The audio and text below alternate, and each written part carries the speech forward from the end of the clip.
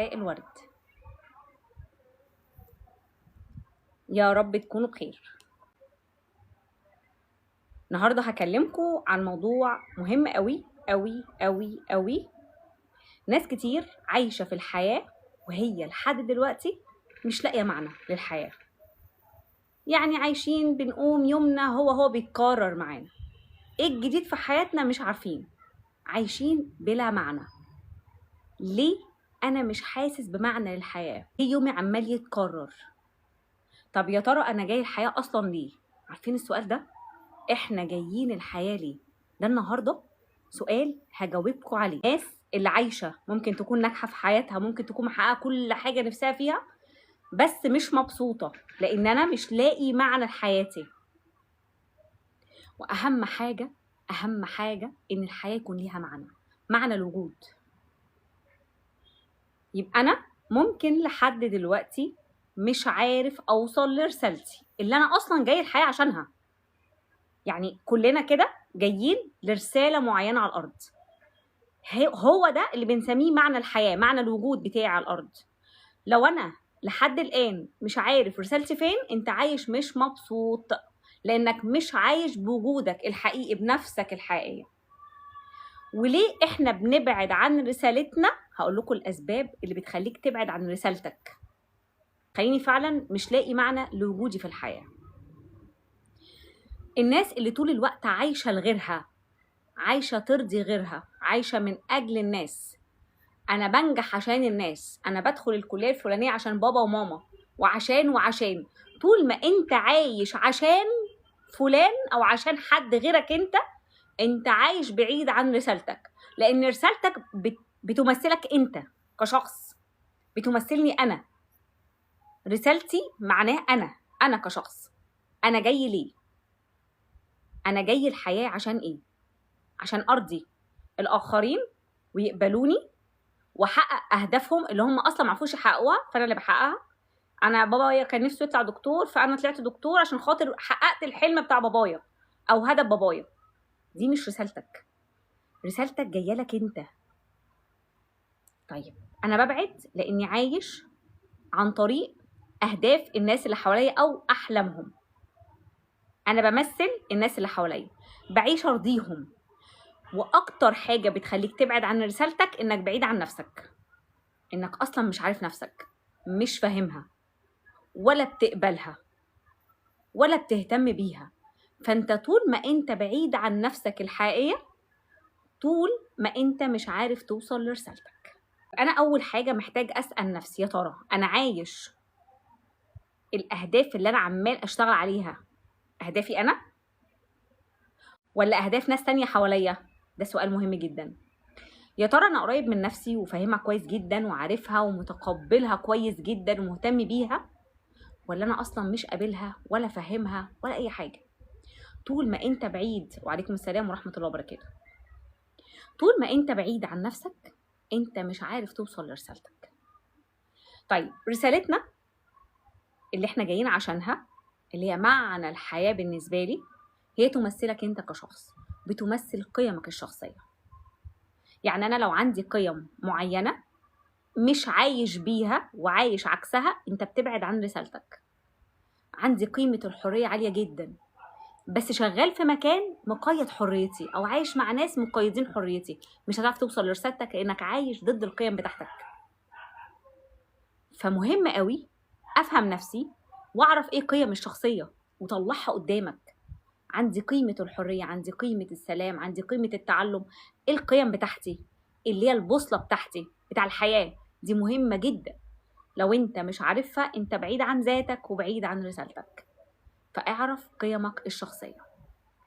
رقم 2، رسالتك في الحاجة اللي انت بتلاقي نفسك فيها، اللي انت بتستمتع وانت بتعملها. يعني انا حاضر يا سارة، هاخد كل الاسئلة في الاخر. يعني انا دلوقتي محتاج اعمل حاجة، بس الحاجة دي بحس بوقت وضغط ومش مبسوطة وانا بعملها. دي بعيد عن رسالتك، بعيد جدا عن رسالتك. انما الحاجة اللي انت بتحبها قوي، بتستمتع بيها قوي، ما بحسش بوقت وانا بعملها، هي دي الرسالة بتاعتك، هي دي اللي هتطلع منها رسالتك. يبقى الحاجه اللي انا بعملها وبستمتع وانا بعملها ومش بحس بالوقت وانا بعملها، الناس اللي عندها شغف في رسومات، هوايه معينه بحب امارسها، بحب اطبخ جدا دي هوايتي، بحب اسمع الناس كويس جدا واحل مشاكلهم دي هوايه عندي، دي حاجه انا بحبها، بستمتع وانا بسمع الناس، بستمتع وانا بقدر اساعدهم في حته معينه. هي دي الرساله، الحاجه اللي انت بتستمتع بيها وانت بتعملها، دي الرساله بتاعتك. ادخل بقى الاتجاه بتاعك. تمام. طب لو انا مش لاقي حاجه دلوقتي في الوقت الحالي انا بستمتع بيها، ارجع لطفولتك. طفولتك دي بقى البدايه بتاعتي، في حاجات معينه انا كنت بعملها وبستمتع بيها. عارف لما تحس ان في شغف في حته معينه، شغفي ده هيطلع منه الرساله بتاعتي. الشغف بتاعك، الحاجه اللي بتحبها بتستمتع بيها، ده اللي بيصدرك بيوديك لرسالتك. في حاجه مهمه جدا جدا جدا في الرساله. انا مريت بألم معين في حياتي، ألم شديد جدا. الألم اللي انت مريت بيه مش جاي كده صدفة خالص. من حيث الألم ده بيطلع الرسالة بتاعتك، يعني حيث يكون بيطلع منبع منه للرسالة، هو ده منبع الرسالة بتاعتي. يعني الناس اللي مرت بتجربة مثلا فقد بيطلع منهم منبع احتواء، يعرفوا يحتووا كويس جدا الناس اللي حواليهم. الناس اللي مرت بخوف وعانت من الخوف وقعدت تتعالج وتروح وتعمل لحد ما اتحررت من مخاوفها وبقى عندها شجاعة وثقة بنفسها، هتلاقي الرسالة بتاعتي طالعة من الحتة دي. أنا أقدر إن أنا أخدم الناس في الحتة دي، أقدر أخليهم يثقوا في نفسهم، أقدر إن أنا أشجعهم، أقدر أخليهم يتحرروا زي من مخاوفهم. الناس اللي مرت بتجارب في علاقاتها سيئة جدا واتشافت منها تقدر تساعد الناس في النقطة دي. فمن حيث الألم بتاعك اللي انت شايفه ألم، شايفه عسر بالنسبة لك، في حتة حلوة طالعة منك هتقدر تساعد بيها الناس اللي حواليك، وهي دي رسالتك في الحياة. فابدأ شوف الناس اللي حواليك انت بتحب تسمع ايه، تحب تسمع ايه ليهم. لما بيكونوا متألمين في حتة معينة، مشاعرك بتروح تجاههم، انا عايز اساعدهم في الحتة دي. الحتت اللي مشاعرك جاية فيها ان انا اقدر اساعد في الحتة دي، هي دي رسالتك. يبقى ركز على انك تعرف نفسك. وعليكم السلام ورحمة الله وبركاته. ركز ان انا اعرف نفسي كويس جدا، اعرف القيم الشخصية البوصلة بتاعتي اللي بتوجهني. ابدأ اشوف الاهداف اللي انا حاططها في حياتي، اهدافي واحلامي ولا اهداف ناس تانية. انا عايزاك بص، انت بتركز عليك انت وبس، انا بركز على نفسي وبس عشان اقدر ان انا اطلع الرسالة بتاعتي اللي انا جاية عشان ما انا هتحاسب يا جماعة. انا جاي الحياة هنا ليه رسالة هقضيها، في ناس هتستفاد مني، في اثر انا هسيبه. انا بعد 90 سنة، لو انا عايش بعد 90 سنة، لما ابص على نفسي انا سبت بصمة ولا لا؟ انا جيت الحياة دي عشان اتجوز وانجح واجيب فلوس وبس، ولا في بصمة انا سايبها؟ هي دي البصمة بتاعتك والاثر بتاعك اللي انت سايبه، هي دي رسالتك. في حاجة بقى مهمة، الناس برضو اللي مش بتعرف توصل لرسالتها، هقولك بعيد عن اي حاجة الماديات اللي هي دايما بتعرقلنا شوية او شويتين 3 يعني. اعتبر ان انت امتلكت كل فلوس الدنيا، اعتبر ان انت معاك كل الفلوس اللي تكفيك لسنين سنين سنين قدام، معاك ما يكفيه وبزيادة وبزيادة وبزيادة. ايه الحاجة اللي انت ممكن تشتغلها او تعملها في الحياة؟ انت مش شغال عشان فلوس، انت معاك ما يكفي. ايه الحاجة اللي ممكن اعملها كل يوم وما ازهقش وانا بعملها؟ هي دي رسالتك. يبقى انا محتاج اعرف انا شاطر في ايه. طب مش عارف اوصل انا شاطر في ايه، شوف الناس اللي حواليك بيميزوك، انت في الحتة دي شاطر. انا مثلا دايما كان يتقال لي دينا، احنا لما بنيجي نحكي لك مشكلة بنرتاح، حتى لو ما اتكلمتيش معايا، مجرد ان انا بسمع بس في راحة طالعة. هي الراحة دي بقى، هي دي كانت مصدر رسالتي والهامي للناس اللي حواليا، هو ده كان الاثر ان انا هسيبه. فانا مستمع كويس جدا وبعرف احتوي الناس اللي حواليا، بعرف اسمعهم كويس واعرف احتوي. مجرد ان هم يجوا يحكوا ما لقوا راحه، هي دي بقى الحته، الميزه اللي عندي، الميزه اللي عندك. الناس شايفه فيك ايه انت مش شايفه. انا ممكن ما اكونش واخده بالي، بس اتقالت لي كتير من كذا حد، فخلاص اوكي دي الرساله بتاعتي. وانت ابدأ شوف الناس اللي حواليك بيميزوك بايه، بيرتاحوا معاك في ايه الحاجة اللي كل الناس بتشاور عليك فيها، واكتب الحاجات دي هتفرق معاك. مجرد ان انا بدأت اكتشف الناس بتقول عني ايه او شايفاني مميز في ايه، اكتبها وابدأ شوف الحاجة اللي انت بتعملها ومش بتحس بالوقت وانت بتعملها، مستمتع وانا بعملها. الحاجة اللي الناس بتيجي تتألم وتشتكي منها وانا بعرف ان انا احتوي الجزء ده او اعمل الحتة دي. طبيب دايما رسالته امان للمرضى، امان. انا رايح للدكتور ده انا مطمن، انا عارفه الدكتور ده شاطر قوي، في هنا ترك اثر امان واطمئنان فعلا للمريض، مش قصه ماديات، انا فعلا مطمن مع الدكتور ده. المعلم بنى حاجه حلوه في الطالب، ساب بصمه حلوه في الطلبه. انا في معلمين لحد دلوقتي في بصمه تركوها فيا، في قدوه ليا حسنه انا خدتها، كانت رسالتهم يعلموني حاجات معينه ويعلموا اجيال تانية. فكل واحد فينا، انا وانتوا كلكم جايين للحياه بمعنى، في رساله معينه، انت جاي عشان تقضي رساله على الارض. لو انت لحد الان ما اكتشفتش رسالتك، انت ما عشتش الحياه، انت عايش بلا معنى، عايش بلا معنى. الناس اللي بتنتحر، عارفين بينتحروا ليه؟ انا ممكن اكون غني جدا معايا كل حاجه وسافرت ورحت واتمتعت بالدنيا وخلاص، ما بقاش في حاجه تمتعني. اول ما احس ان مفيش فعلا حاجه بتمتعني في الحياه، انا فاقد وجودي في الحياه وفاقد المعنى. المعنى يا جماعه مش ماديات، المعنى اثر وبصمه انا بسيبها في الناس اللي حواليا. انت ليك بصمه مختلفه تماما عن بصمتي، دور الاثر اللي انت المفروض تسيبه على الارض، عشان لما اموت سيرتي لما تيجي بالحاجه الحلوه اللي انا سبتها، الرساله اللي ربنا جعلني فيها خليفه على الارض لاعمار الارض، انا جاي بقضيها دلوقتي. ابحث عن رسالتك، دور عليها، شوف الحاجه اللي بتديك فعلا راحه وسعاده وانا بعملها، ما بحسش باي ضيق ولا اي تقل، انا مرتاح وانا بعمل الحاجه دي. الناس شايفه فيا الحته دي حلوه قوي، الناس شايفه فيا الميزه دي، ومش حد بس، ده حد واتنين وعشرة شايفين فيا الحته دي. من هنا بتيجي الرساله. وابدا اتعرف على القيم الشخصيه، حطها قدامك. دايما اقول قيمك الشخصيه يا جماعه دي البوصله بتاعتك. شوف القيم الشخصيه بتاعتك عشان هتلاقيها بتخدم على رسالتك في الحياه. انا خلصت رسالتي معاكم النهارده، واتمنى تكونوا استفدتوا، واتمنى يكون الموضوع فرق مع ناس فعلا تايهه مش عارفه هي جايه الحياه ليه. انا بتهيألي انا جاوبت على السؤال ازاي اعرف قيمي.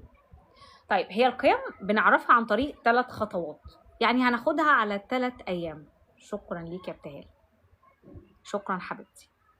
طيب القيم بعرفها ازاي؟ لان القيم دي من الحاجات المهمه جدا جدا جدا جدا.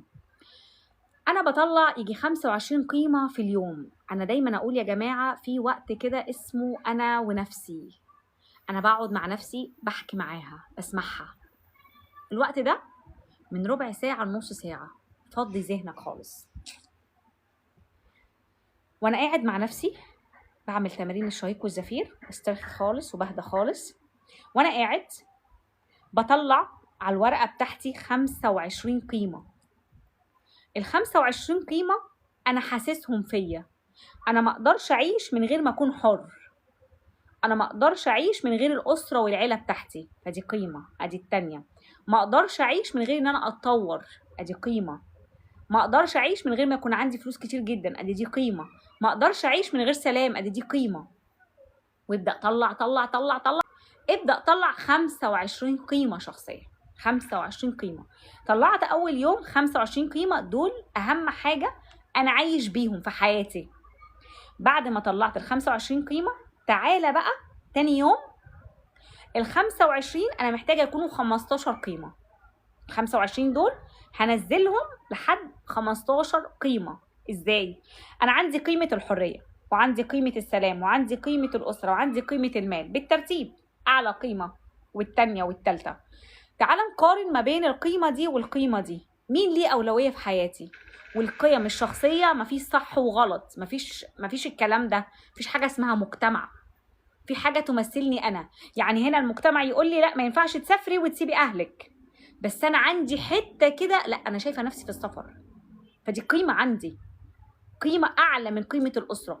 القيم الشخصيه مفيش صح وغلط في الحاجه اللي تمثلني انا. القيم بتكون عندي انا، حاسه الحته دي عندي مهمه جدا. انا عندي الحته، يعني انا مثلا ممكن اكون في مكان باخد مرتب عالي جدا جدا جدا، لكن مفيش سلام في المكان اللي انا فيه، طول الوقت في نزاع وصراع. هتختاري الفلوس الكتيره قوي دي ولا هتختاري السلام وهتسيبي المكان؟ لا انا عندي قيمه السلام، ما اقدرش اقعد في مكان زي كده. يبقى انا هنا قيمه السلام علت عن قيمه المال، بقت اعلى. فهمتوا الحته دي؟ قيم مهمه جدا جدا جدا. 3 ايام هطلع فيها القيم. بعد ما طلعت ال 15 قيمه في تاني يوم، هاجي بقى تالت يوم هطلع من ال 15 قيمه من 5 ل 7. دول عارف اللي هو ايه الخريطه بتاعتي؟ السلام والراحه. يبقى خلاص، يبقى انا عندي قيمه السلام والراحه، دي قيمه عليا عندي. هاجي اخر يوم برضو بقعد مع نفسي، بقعد من ربع ساعه لنص ساعه، وهبدا اكيد ال 15 قيمه هبدا انزلهم لحد 5 قيم او 7 قيم بالكتير جدا. يبقى انا هنا، طيب انا هنا محتاجه عندي قيمه الاسره عاليه قوي، وعندي مثلا قيمه المال او قيمه الصداقه. يبقى عندي مثلا قيمه الاسره وقيمه الصداقه. طيب اني يعلى قيمه الاسره تعلى عن الصداقه، ولا انا اختار؟ في ناس عندها قيمه الاصدقاء عاليه جدا عن الاسره على فكره، وهنا قلنا مش غلط وصح، هنا الحاجه اللي تمثلني. لا انا قيمه الاسره ان انا اكون مع صحابي اعلى من قيمه الاسره، مع اصدقائي اعلى من قيمه الاسره. يبقى هنا دي علت عن قيمه الاسره. يبقى انا هنا عملت ايه؟ طلعت القيمه الشخصيه على 3 ايام. اول يوم هطلع 25 قيمه، تاني يوم هتنزلهم ل 15 قيمه، تالت يوم هينزلوا من 5 ل 7 اقصى حاجه. دي الخريطه بتاعتك. شوف بقى انت في علاقه، اي علاقه انت فيها مش مرتاح، هتلاقي العلاقه دي بتخبط قيمه من قيمك، بتخبط قيمه في مكان شغل مش مرتاح، ارجع شوف ان القيمه دي بتتضرب عندك. مساء الجمال إلين، اهلا بحبايبي في فلسطين، اهلا بيكي. يبقى انا هنا ايه؟ انا معلش لو في اي سؤال راح مني، تمام؟ يبقى انا محتاج ابدا اشوف العلاقات اللي انا بدخلها مع القيم دي ماشيه ازاي، المكان اللي انا فيه في بيتي بيمثل قيمي ولا ضد قيمي. انا ممكن اكون مساء الجمال حبيبتي يا دودو، حبيبتي حبيبه قلبي. فانا كل حاجه انت مش مرتاح من جواك وانت بتعملها هتلاقيها بتعكس وبتضرب القيمه الشخصيه بتاعتك. فوقف. انا بختار قيم الشخصيه، دي اللي بتحركك، دي اللي بتحسسك ان انت موجود، ان انت عايش.